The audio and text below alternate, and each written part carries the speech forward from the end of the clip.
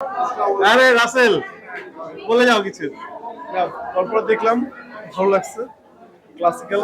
আর সবচেয়ে বড় বিষয় হচ্ছে যে টাচ করছে। সবাই আসলে বুঝবে না, ক্লাসিক ফিল্ম তো।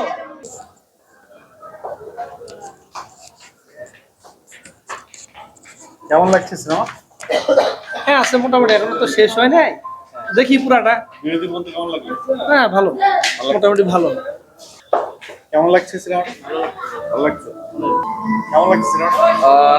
ছবি মোটামুটি দেখলাম, মোটামুটি আর কি ভালোই হয়েছে। তো তবে প্রিয়তমা থেকে ওরকম ভালো হয়নি। বিরোধী কি আরো ভালো ছিল? হ্যাঁ মোটামুটি ভালো ছিল, তবে ছবিতে হাফ টাইম পর্যন্ত আমরা দেখলাম। তো আশা করি যেরকম ভালো হওয়ার কথা ছিল ওরকম আমরা ভালো পাই নাই বা হয় নাই, দেখাটাই চলে। আপনার কেমন লাগছে? এই তো ভালোই লাগছে, কিন্তু মানে বেশি আর কি, অনেক মানে আর কি বেশি ভালো হয় না আর কি। জিত পেতেছে না না না, মানে কেমন জানি সাউন্ড সিস্টেমের সমস্যা, তারপরে মানে আর কি গল্প কেমন? জি, গল্প কেমন? গল্পটা অনেক সুন্দর, অনেক সুন্দর। হ্যাঁ কি বলবো, মানে অনেক সুন্দর হয়েছে, কিন্তু মানে এখানে কি আর দেখতে পারতেছি না আমরা, মানে এইটাই সমস্যা আর কি। গানগুলা? গানগুলো সেই সুন্দর। গানগুলো ভালো লাগছে? জি জি।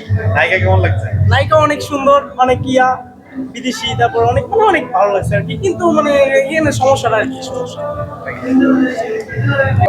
একটু যদি বলতেন, হাফ টাইম তো শেষ করেছেন, কেমন লেগেছে হাফ টাইম? খুবই ভালো লাগছে ভাই। কোন জিনিসটা ভালো লাগছে বন্ধু? এই যে বিদেশি নায়িকা, এটা একটা ইন্টারেস্ট, নতুন একটা আমাদের নায়কের সাথে বাইরের একটা কান্ট্রির নায়িকা, এটা আমাদের খুবই ভালো লাগছে একটা। এটা কি প্রিয়তমার চাইতে ভালো হয়েছে? অবশ্যই মোটামুটি ভালো হয়েছে। Thank you. কেমন লাগছে ছবি? ভালো ভালো। ভালো ভালো অনেক ভালো কেমন লাগছে? ভালো স্যার, ভালো।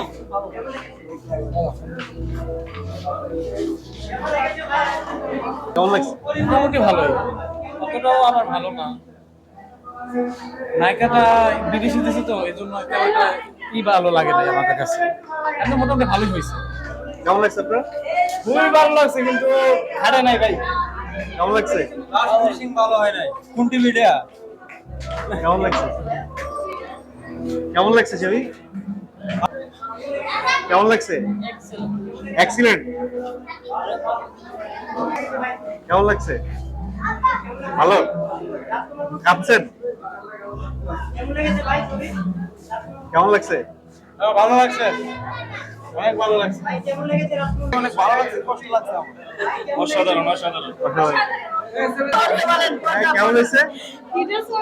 ছবিটা আসলে খুব সুন্দর হয়েছে। সবাই আসলে বুঝবে না, ক্লাসিক ফিল্ম তো। আরে রাসেল, বলে যাও কিছু।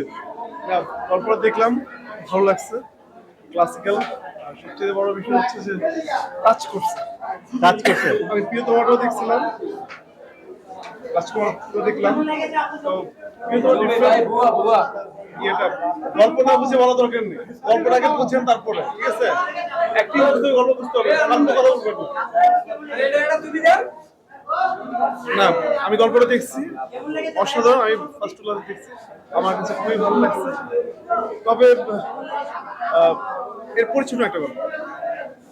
প্রিয়তমাটা যেরকম বেশি দাগ কাটছে, এটা একটু বলছিল যে প্রিয়তমা যতটুকু কাঁদছে, হ্যাঁ, রাজকুমারের তার চেয়ে বেশি কাঁদবে, কিন্তু তোমার চোখে তো পানি দেখছি না। না না, প্রিয়তমাটাই বেশি ইমোশনাল ছিল।